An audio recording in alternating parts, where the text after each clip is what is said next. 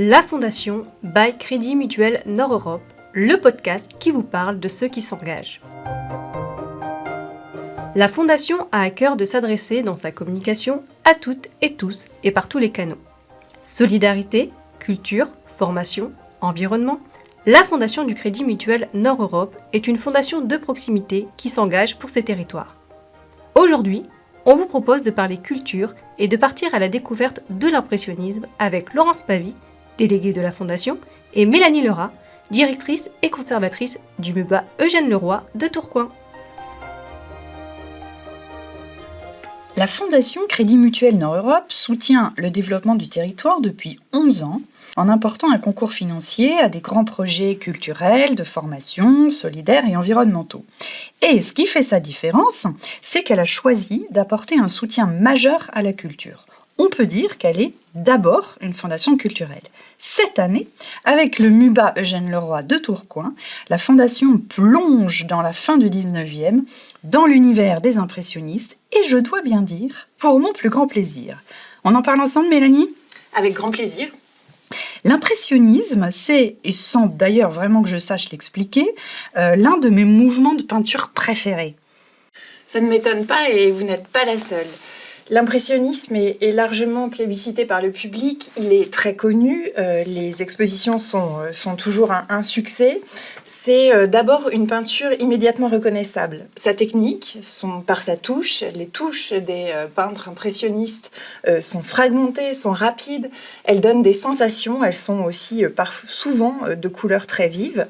Et par les sujets, ce sont des sujets modernes, on est là dans les années 1870, 1880, sont des artistes qui délaissent par exemple les sujets historiques, mythologiques, pour s'intéresser à la vie de leurs contemporains.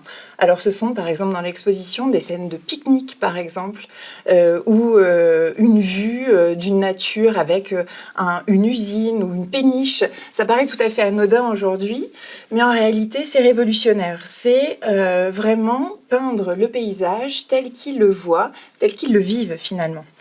Et puis cette peinture elle est fascinante parce qu'elle est moderne et c'est une peinture aussi, je parlais des couleurs vives, une peinture du plaisir, de la couleur, une peinture qui a une texture, qui a aussi un côté très chatoyant qui est immédiatement reconnaissable. C'est une peinture aussi de la végétation, des fleurs, donc c'est aussi très très agréable à regarder. Et enfin c'est une peinture, puisque c'est une peinture de la couleur, une peinture aussi de la contemplation, de l'observation. Oui, c'est ça, de la contemplation, c'est tout à fait ça. Et il y a c'est mon sentiment, il y a comme une douceur dans les toiles, je dirais presque de la mélancolie dans certains portraits de Renoir. Je pense à un petit portrait en particulier dont j'ai une petite reproduction dans mon bureau. Et je trouve aussi qu'il y a comme une impression de temps suspendu. Et là, je pense au célèbre déjeuner des canotiers. Oui, tout à fait. Alors là, vous faites allusion à un chef-d'œuvre vraiment de l'impressionniste. De l'impressionnisme, donc c'est Renoir, on est dans les années 1882. C'est une scène vraiment, le déjeuner des canotiers, une scène, on va dire, de la douceur de vivre, une scène de plaisir. On est à la maison Fournaise à Chatou, donc vraiment sur les rives de la Seine, sur les berges de la Seine. Et Renoir peint ses proches, ses amis, attablés ou en train de jouer. Une femme joue avec un petit chien notamment. Les personnes parlent entre eux, discutent entre eux. C'est vraiment une douceur de vivre. Et puis il y a aussi la douceur de la représentation elle-même, l'usage des couleurs, l'usage des fondus, fait que tout ça, toute cette représentation dégage cette impression-là. Les impressionnistes sont aussi des peintres du plaisir, des plaisirs en vogue. Je parlais tout à l'heure des pique-niques, mais ça peut être aussi, par exemple, la pratique de la voile, du canotage, qui sont des pratiques en vogue à cette époque-là. Vraiment en périphérie de Paris, ce sont des peintres qui sont vraiment toujours reliés à Paris, mais qui, dans ces années, vivent à Chatou, à Bougival, à Argenteuil, et sur les rives de la Seine, ils peuvent s'adonner à tous ces plaisirs-là. Donc, c'est aussi ça, cette douceur. Vous parliez de mélancolie. Est-ce que la mélancolie, alors, c'est des peintres du plaisir, je l'ai dit tout à l'heure, mais la mélancolie, elle peut être aussi dans leur positionnement au sein de la société, quelque part. Étonnamment, aujourd'hui, ce sont des peintres extrêmement connus, des mouvements, des peintures extrêmement connues. Mais à l'époque, il faut bien imaginer qu'ils ont été assez finalement rejetés, éloignés des salons, qu'il y avait peu de ventes, peu de collectionneurs, et que du coup, ces artistes ont vécu dans ces années-là dans une forme de précarité, dans une difficulté, et qu'il a fallu vraiment il a fallu beaucoup de ténacité, beaucoup d'abnégation pour continuer dans cette veine picturale, continuer dans ces partis pris-là, et finalement, quelques années après, une fois que les collectionneurs ont commencé, que le goût a changé finalement de la société, voilà, les choses, le marché s'est ouvert et donc la vie a été plus douce quelque part. Et pourquoi ce terme d'impressionniste, ça vient d'où ? Alors, au tout départ, c'est une critique. C'est une critique, un journaliste, un critique d'art découvre une toile et puis il accole cet adjectif d'impressionniste dans le sens d'inachevé. Le peintre a retranscrit une impression, c'est-à-dire qu'il a finalement peint rapidement et de manière un peu négligée, quelque part. Sans technique. Sans technique, et puis qu'il n'a pas été au bout de sa toile. Il y a quelque chose de cet ordre-là. L'impression, c'est un sentiment fugace, c'est quelque chose qui est éphémère. Et du coup, dans l'esprit de ce critique d'art, c'est aussi une œuvre qui s'oppose vraiment au style académique, à cet aspect très fini, très achevé des peintures qui sont en vogue à l'époque. Et finalement, et ça c'est vraiment le retournement aussi de l'histoire, et c'est voilà, tout l'intérêt aussi de ce mouvement artistique, c'est que finalement cet adjectif impressionniste va être investi et va devenir tout à fait représentatif de ces peintres, de ce mouvement, mais cette fois-ci de manière positive. Et on peut notamment faire référence à la toile de Monet qui s'appelle Impression Soleil Levant, voilà, qui a eu plusieurs titres et qui a finalement, le titre s'est cristallisé et on a choisi ce mot d'impression. Et peut-être aussi, voilà, on l'a déjà dit, mais revenir aussi sur ce caractère évolutionnaire du courant impressionniste, la rupture avec l'académisme. Ce sont des peintres qui posent leur chevalet en plein air, au cœur de la nature, c'est-à-dire qu'ils ne vont plus tant peindre en atelier, d'après un souvenir, d'après une idée, mais davantage d'après leurs sensations recueillies face à un arbre, devant une lumière fugace. Et ils vont inventer une manière de peindre qui sert finalement cette recherche-là, à travers une touche rapide, une touche fragmentée et une recherche notamment de couleurs pour rendre la lumière. Ce qui intéresse beaucoup finalement les peintres impressionnistes, leur quête vraiment première, c'est l'effet atmosphérique, le fugace, un peu comme un défi, hein, quand Monet pose son chevalet, je ne sais pas moi, sur les côtes à Belle-Île, en pleine tempête, ou qu'il essaie de saisir comme ça une lumière qui est de toute manière changeante. Une minute après, c'est plus la même quelque part. C'est un défi artistique dont il faut évidemment prendre compte. Alors aujourd'hui, l'impressionnisme a 150 ans, enfin du moins cette année, et à cette occasion, le musée d'Orsay prête au MUBA Eugène Leroy une 60aine de toiles peintes par les plus grands maîtres, donc on a cité quelques-uns. Quelle chance pour nous! Oui, tout à fait. C'est vraiment c'est une occasion exceptionnelle de découvrir ces toiles. Alors en effet, on fête les 150 ans de la première exposition impressionniste, puisque ces peintres étaient quelque part rejetés des salons. Ils ont créé leur propre exposition, leur propre événement. Et la première, il y en aura 8 en tout, la première aura lieu en 1874. Donc on fête les 150 ans. Le musée d'Orsay orchestre ces 150 ans. Il prête plus de 170 œuvres impressionnistes. Il faut imaginer voilà, la générosité, l'importance de cette opération. Le musée d'Orsay, c'est la plus grande collection impressionniste au monde. Ce sont vraiment des chefs-d'œuvre signés Renoir, Monet, Sisley, Pissarro.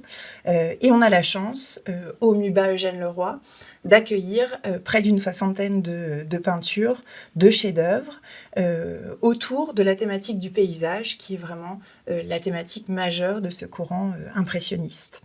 Et cette exposition, donc Peindre la nature, paysage impressionniste du musée d'Orsay, va se dérouler pendant 3 mois au sein des espaces du MUBA Eugène Leroy. Peindre la nature, c'est le nom de l'exposition.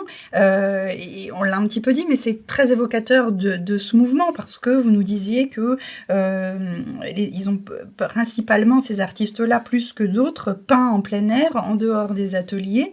Mais est-ce à dire qu'ils ont plus peint la nature que les paysages urbains ? Alors, étonnamment, ce sont des urbains. Ils se forment et ils se rencontrent tous à Paris, ces peintres impressionnistes, dans les années 1865. Et Paris, ils ne vont jamais vraiment délaisser la capitale, mais là aussi, ils choisissent de montrer le Paris contemporain, c'est-à-dire le Paris d'Haussmann, des grandes avenues, le Paris du monde de l'opéra ou des cafés, les jardins, notamment les Tuileries. Et ils s'intéressent comme ça plus aux transformations de la capitale plus qu'à un Paris historique. Mais c'est vrai que cette relation à la ville, finalement, est peut-être... Alors, elle existe, elle est importante, mais elle dit moins, quelque part, sur l'impressionnisme que tout le travail autour de la nature. Et finalement, cette nature, c'est comme quelque part un prétexte à la recherche même de la peinture. C'est vraiment... on va dire prendre un sujet, mais au-delà de ça, pousser le plus loin possible une recherche picturale.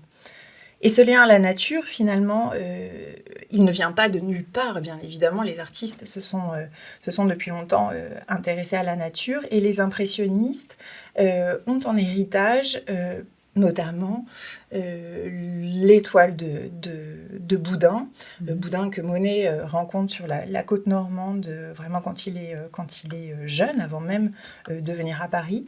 L'étoile aussi de Courbet, Gustave Courbet, l'étoile de Corot, et de tous ces peintres de l'école de Barbizon, qui ont quelque part instauré comme ça une nouvelle manière d'être dans la nature, de représenter la nature, de l'observer. Donc, c'est fort de tout cet héritage-là que les impressionnistes vont pousser encore plus loin, et à leur manière, finalement, ce lien à la nature. Et voilà, un témoignage emblématique, c'est bien sûr la relation de Claude Monet à son jardin de Giverny, sa propriété de Giverny, autour de laquelle il fait construire finalement son jardin, en choisissant les plantes, en créant en composant finalement ce jardin d'eau avec un bassin, des saule-pleureurs, tout un ensemble de plantes qu'il sélectionne très méticuleusement. Et il réalise là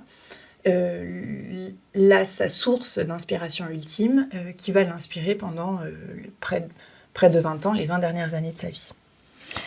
Une magnifique exposition qui s'annonce. Est-ce qu'on peut citer quelques peintres qui seront dans l'exposition ? Monet, Pissarro, Sisley, Renoir. Oui, alors, et on commence même, je parlais de Corot, de l'école de Barbizon, voilà, d'Eugène Boudin, on commence par ces peintres-là pour montrer un peu les prémices aussi de ce paysage impressionniste.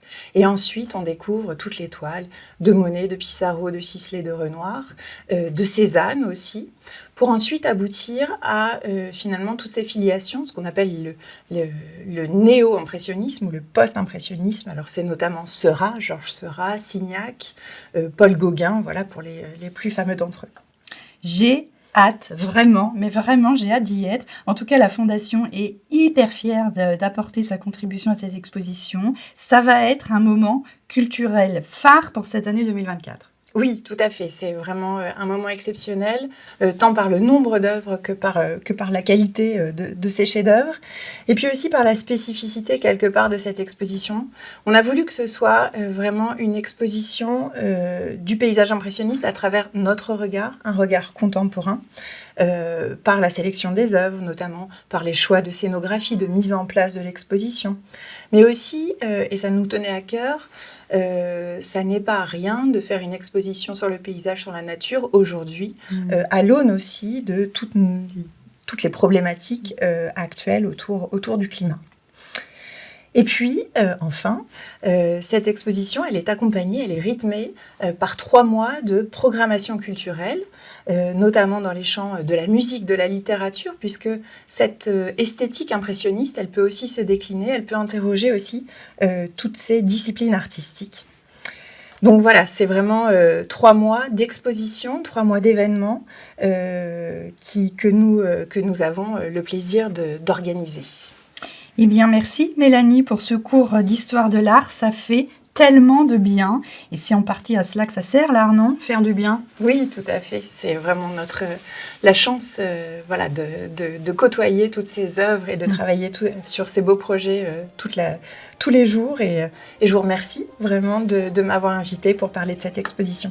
Eh bien, tout le plaisir était pour moi. Et à vous tous qui nous écoutez, vous l'avez compris, Mélanie et moi, on vous donne rendez-vous dès le 16 mars prochain au MUBA Eugène Leroy à Tourcoing, et ce jusqu'au 24 juin 2024. Ne ratez pas ce rendez-vous exceptionnel avec l'art, avec le beau. Nous, on sera là, on vous y attend. À très bientôt.